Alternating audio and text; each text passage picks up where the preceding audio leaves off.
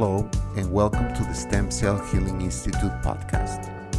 In case you have any questions regarding this program, please write us at info@stemcellhealinginstitute.com. Thank you and enjoy the podcast.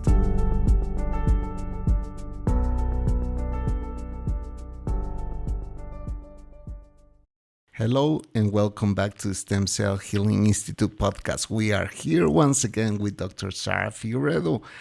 How are you, doctor? I'm very well, Louise. Thank you so much for having me. How are you? I'm doing great. So this is like part 2 of our previous podcast. If you haven't listened to the previous podcast, the topic was Physician Heal Thyself. In this case, we're going to talk about Thai food as Thai medicine. And doctor is going to explain this topic because I know she is a very healthy person. So in this case, doctor, what can you tell us about the topic of this podcast?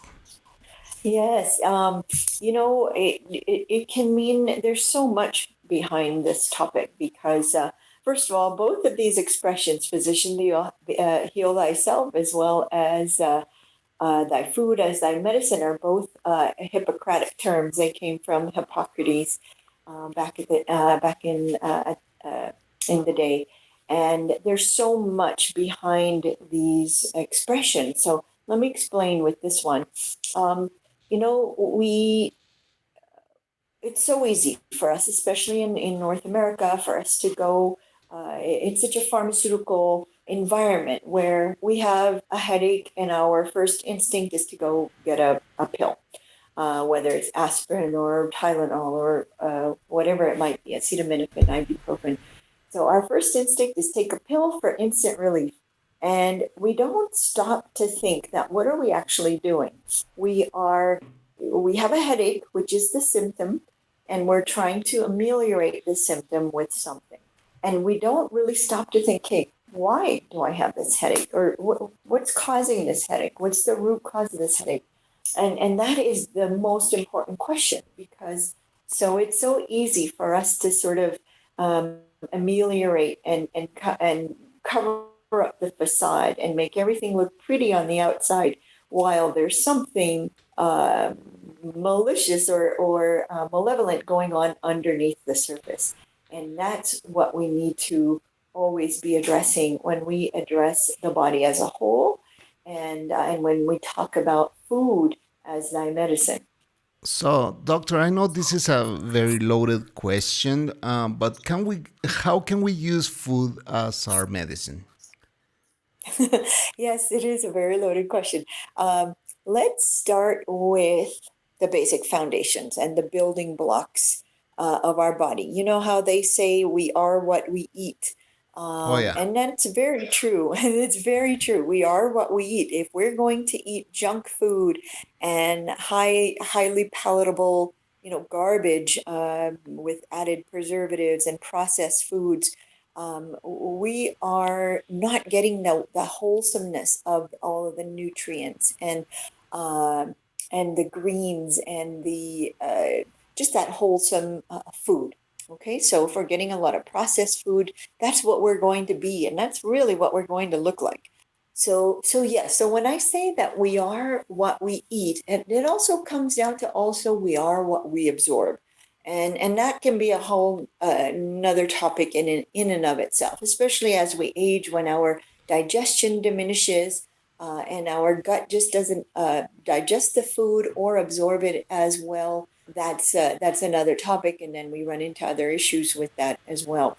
However, when we're talking about the macronutrients, fats, carbohydrates, proteins, we want to, and then of course the trace minerals and vitamins, we want to ensure that these are coming from the most wholesome and the most unprocessed sources. We are so heavily ridden with non-organic and conventional produce, for instance, is so high in pesticides and herbicides.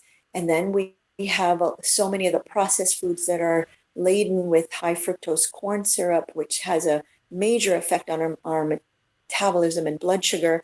And then we have the artificial colors and additives like the, dye number 5 and, blue dye number 6 and whatever the case may be, which has been shown to directly affect ADHD and in children, as well as exacerbate children, children with autism as well. And those are just a few examples.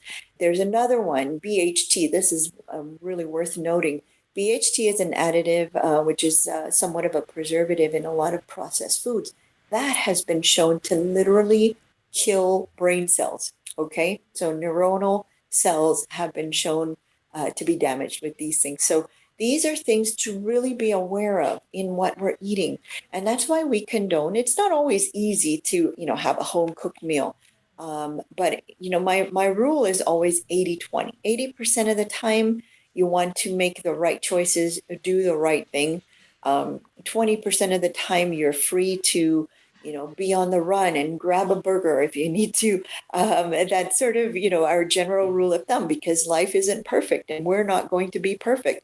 And it's impossible for us to expect to be perfect. So we just learn about making the right choices. And we all know what those are.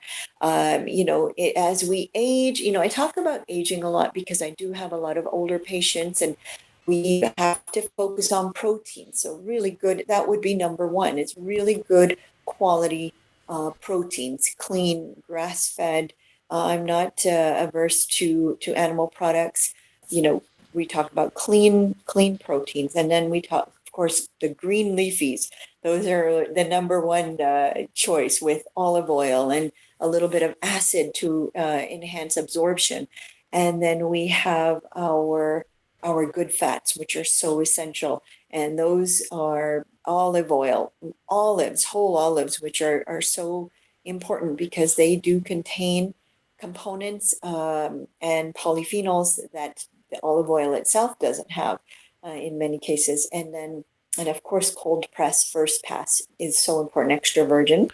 And then avocados and walnuts, pecans, macadamia nuts, which have omega 3s and omega 7s and a little bit of omega 6. We try to sort of minimize our omega 6s because they can be more inflammatory. And in our North American lifestyle, we tend to get a lot of omega 6. So we want to concentrate on the omega 3s, omega 7s, and omega 9s, which are like the olives and the olive oil. And then last but not least, actually, I forgot another category that I like to call fiber, which is so important, again, in the trifecta of muscle gain and fat loss and maintenance and energy, is the trifecta of the protein, good fats, and fibers. So things like flax seeds, inulin, chia seeds, and basil seeds, and we can get into the topic of lectins, but I'm not too concerned with that, as if we have a balanced lifestyle. Then the carbohydrates, of course, and I'm not against carbohydrates at all. However, I do feel that would be sort of last on the list, but with and the right carbohydrates. So that would be brown rice, quinoa, sweet potatoes, oatmeal, amaranth, things like that, and staying away from the whites. We always say the white sugar, the white potatoes, white flour, white bread, things like that. So that's sort of everything in a nutshell. I know that this is sort of we're just sort of scratching the surface of this, but really important to keep these things in mind when we are building our plate, for instance. And then a lot of water, tons of water. Water is our life source.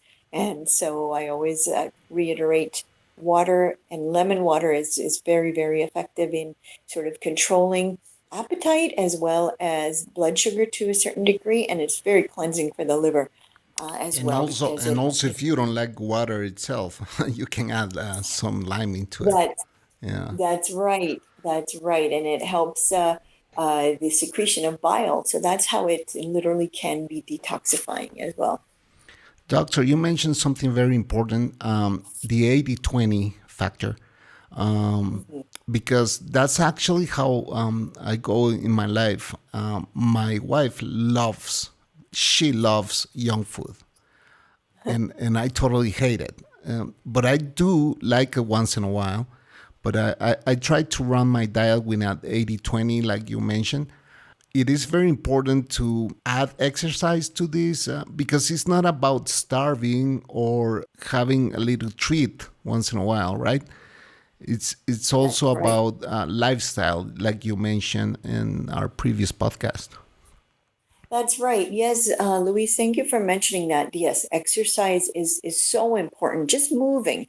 If people don't have an exercise routine per se, just getting up and moving every 20 minutes, 30 minutes, they're at their desk. I always tell my patients, after 20 minutes, just get up and take a stroll around the office for a couple of minutes, especially after eating. That will offset the blood sugar or any carbohydrate insulin spike that we might have. Just walking around after a meal for 10 minutes, even if it's just around the office or the house, can help so much. So literally just moving without having to have a structured workout routine. So thank you for bringing that up. That is so, so, so huge, so important. And maintenance of muscle, right? When we're using, we're not losing. And so that is so important in metabolism and strength and anti-aging, because as we age, we lose every decade after the age of 30, after every year of our life, we can lose up to a percentage muscle, and up to 2% after the age of 40. So it's so important that we're maintaining our muscle, our strength, our energy. It translates into energy. And then, yes, and as you mentioned, the 80/20 rule. And that's so important too, Louise, as you touched on, because life is short. And if you love your, hamburger, go out and have your fast food burger, whatever it might be, your Snickers bar. Go out and have your Snickers bar. Do it in the right way. Know your limits, and then make the right choices the rest of the time. And I always say that to my patients, that life is short. You have to enjoy the things that you love, and there's nothing wrong with that as long as we have balance. So I know most of your patients come from up north, from United States and Canada. But how how different is the diet up there than down here in this part of the world? That is a very interesting question, Louise, because, I touch on that a lot here. Here in Central America, we see a lot of tortilla and corn and white flour, the breads, the sugars. So it's a really high starch, high carbohydrate diet. And that's because of the socioeconomic situation in Guatemala and in I think Central America as a whole. And so you see a lot of it's interesting because you see a lot of obesity. However, they are malnourished. So there's malnourishment with obesity. So we don't see a lot of starvation. We see more of the wrong type of food being eaten, and it's only because it's not available to the socioeconomic in the socioeconomic environment. So we see a lot of the cheaper commodities, white breads, white flour, sugar, corn. Corn is a huge one here, especially because it is a big staple of the Latin American diet. We have tortillas, we have tamales, tortrix, those kinds of things, which are really rampant in the diet here. And so it's interesting to make that note that there's a difference between malnourishment versus malnutrition. Here we would say there's more of a or an undernourished. There's more of a malnourished here because the calories are there, but they're not nutrient dense calories. And then in North America, we see a very similar situation as well, different types of foods.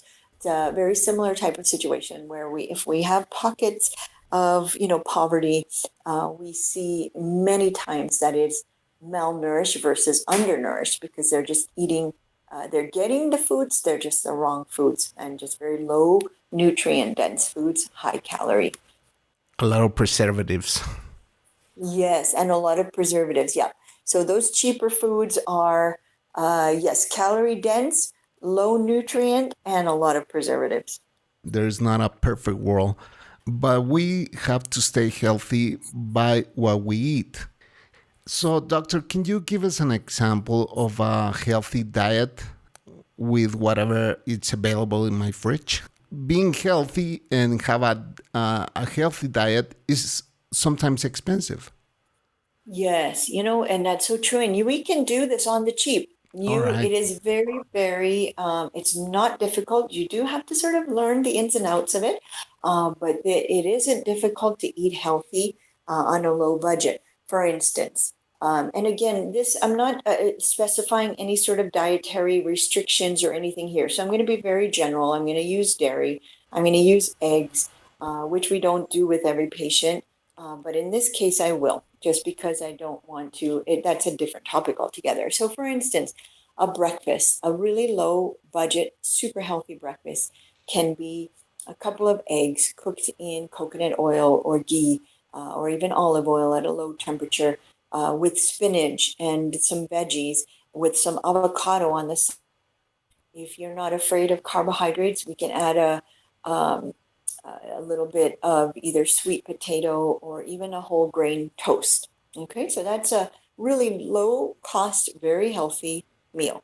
And we're hitting the veggies, the green leafies, hitting the protein with the eggs, we're hitting some carbohydrates, we're hitting the good fats with some avocado, okay, and the oils. There's a breakfast. Another option of breakfast might be Greek yogurt with nuts and seeds and berries, and then and ensuring that you have enough of the nuts and seeds and to get the good amount of fats. You have Greek yogurt with protein. You've got the berries, which are low sugar and really high in antioxidants and flavonoids. Also, supplement that with maybe even another piece of toast with nut butter, and you'd be great, good to go. Or a nice muffin, a healthy multigrain fruit and seed muffin. And then you have lunch. So lunch can be a really hearty lentil soup with vegetables and even fortified with some chicken if you prefer some meat in there, and with a nice salad with olive oil, avocados. Again, you've got your carbohydrates from the lentils, you've got your veggies, which can contain kale, carrots, spinach in the soup. Maybe you have some curry powder in there to add the spices and turmeric. And then you've got your salad and your green leafies with some olive oil, as well as avocado, perhaps, and maybe even some more nuts or seeds sprinkled on top of your salad. And you've got a great, good fat, high protein meal. And then for dinner, Louise, we can, let's talk about a typical North American meal, like a grilled protein. That could be a grass fed. We want sources as clean as possible, organic as possible, as much as possible. It's not inexpensive, but if you can't find it, we make do. But a nice grilled, some kind of a grilled protein, even grilled tofu you can do if you're vegetarian. And then you have your steamed vegetables with a sprinkle of either some butter or ghee or an olive oil. And then you have a good, wholesome whole grain carbohydrate like a brown rice or a quinoa or wild rice or sweet potato, which is excellent, so nutrient dense. And these are all really nutrient dense foods. Um, the proteins, for instance, if you have a clean grass fed meat or chicken or wild fish, you have the great fats, the conjugated linolenic acids from the grass fed. You have pesticide free, just so many nutrients, and everything is perhaps again fortified with some seeds and nuts and avocado to get a little extra good fat, and there you go, you're set. And spices, anti-inflammatory foods are so important, and that's where those are the green leafy vegetables, the low sugar, low insulin spike, low glycemic index foods are also considered anti-inflammatory. Berries, high antioxidant foods such as those, and then olives and olive oil, the omega-3s such as walnuts, the oils in walnuts, and macadamia nuts, which have omega-7, and then all of those types of spices, turmeric, cinnamon, all of the curries, the Ayurvedic herbs, the garam masalas, those types of things are so important and very effective in healing qualities. I mean, we use turmeric for so many things, and in the right way, it is again food as thy medicine. So it's pretty incredible what we can accomplish with the right foods in our diet. And this sounds like all the food that you have mentioned sounds like it will give you a lot of energy, right? If we're controlling blood sugar and insulin, which is so important, thank you for that, Louise. And it's so true that when we're controlling blood sugar and insulin, they don't always go hand in hand, because our blood sugar, after we eat, our blood sugar can go up for a bit and then go down, but our insulin can still stay high for a little bit. So, and that's where we get those lulls in energy. Sometimes we have lunch and we feel like we just want to take a nap.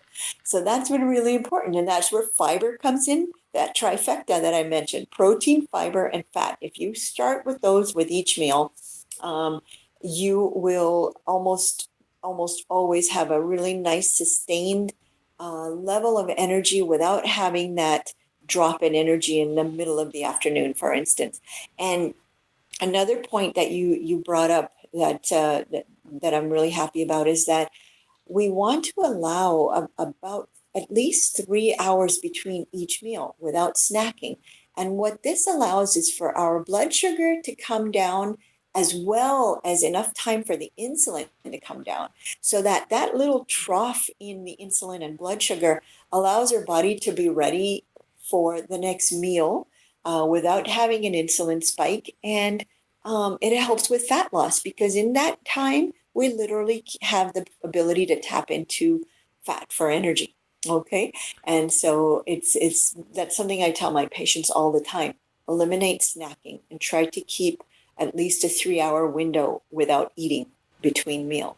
That allows me to touch on another topic: is it's not only what we're eating, but how we're eating it. And so this is again another topic altogether, but how and when we're eating. And that could include intermittent fasting. It can include a ketogenic diet. It can include a combination of both, to get the best, most therapeutic effects. And that's something that we can talk about perhaps in another podcast.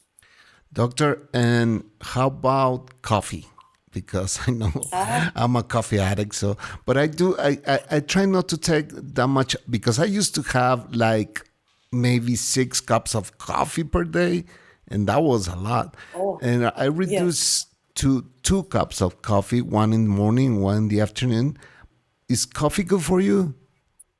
You know what? Thank you for asking that, because I am not against coffee at all. I think coffee has its wonderful place. It contains a lot of antioxidants and polyphenols from caffeic acid and other compounds in coffee, which is also, it allows free fatty acids to be released. And for fat loss, it's very effective. So for people that are working out and looking to reduce body fat, it is very good, and it's really high in antioxidants as well. So what I do, like to promote is not having coffee first thing in the morning, maybe a little bit after you've awakened, just to not get that surge in cortisol, so that you have the drop. Because that can affect our adrenal glands. And Dr. Andrew Huberman condones, a couple of hours after waking up having coffee. I agree with that. Sometimes we can have it a little bit sooner rather than that 2 hour window, but not having it first thing is very effective in getting the benefits without taxing our adrenal glands. And so, yes, caffeine has also been shown to be beneficial for our liver and our kidney and other organs, cognitive response, alertness, of course, fat loss combined with theanine. We found really good calming effects in even children, and so there are a lot of benefits to coffee. The only um, uh, addition that I would say is that if we have issues sleeping, I would not recommend coffee after 2 in the afternoon. In fact, I would stop it by 12 if you have issues with sleep, but 12 in the afternoon. But if you don't have issues with sleep, I would recommend finishing any sort of caffeinated beverages by 2 o'clock in the afternoon. Also, to avoid any issues with sleep, eliminating liquids about 2 hours before bed. And that also reminds me to mention that I always condone a window of 3 hours before bed of your last meal. So you eat and then you are not going to bed within 3 hours of that time.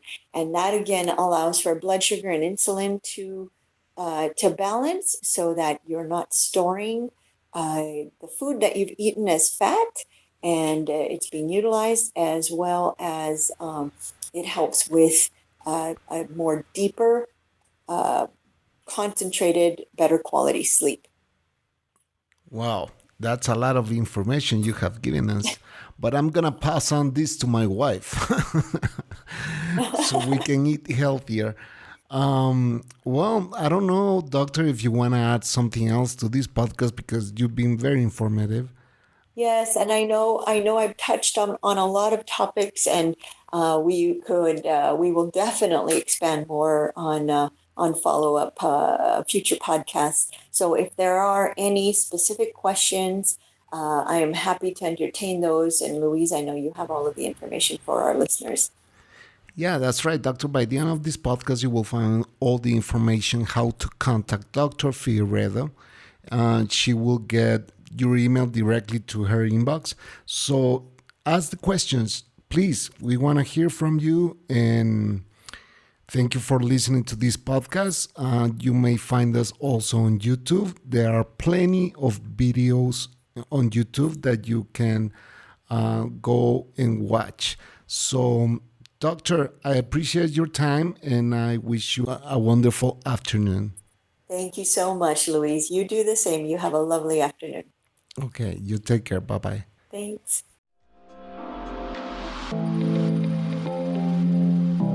If you want to contact us at the Stem Cell Healing Institute or Dr. Zahra Figueredo, you may do it by calling us. In North America, you may dial +1 209 690 7836.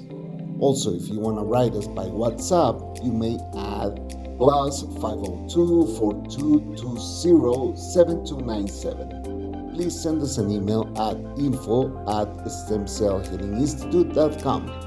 And don't forget to visit our website, stemcellhealinginstitute.com. Also, if you like to recommend our treatments, you may find us on Facebook at Stem Cell Healing Institute. Please follow us on Instagram at StemCellHI. If you want to recommend this podcast, please refer to anchor.fm/stemcellhealing.